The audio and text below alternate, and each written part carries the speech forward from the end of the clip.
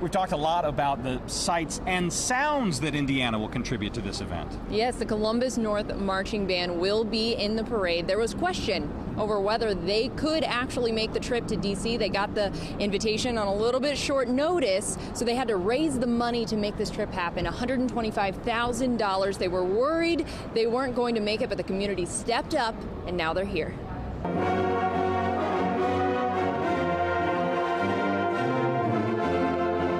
In any marching band, precision is key.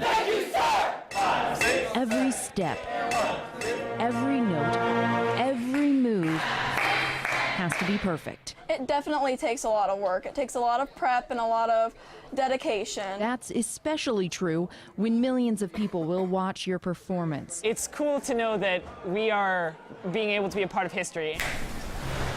The Sound of North is getting ready to take part in the inaugural parade. It's a daunting prospect to be in front of that many people and to have that public of a performance, but I think we're an incredibly talented group. It's thrilling. I can't even begin to express the amount of excitement and rush that I'm getting.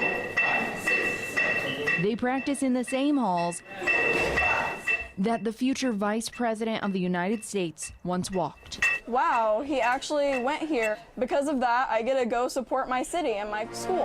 That connection is obviously what kind of drew us to the committee for the parade. But they say their high-profile connection is not the only reason they landed this gig.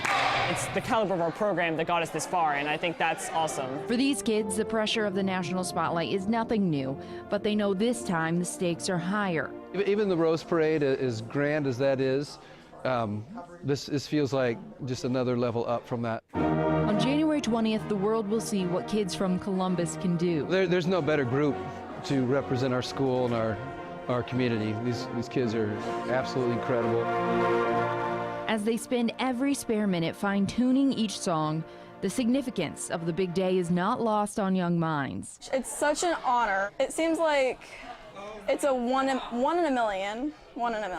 They won't just watch one of their own make history. They'll be making history of their own.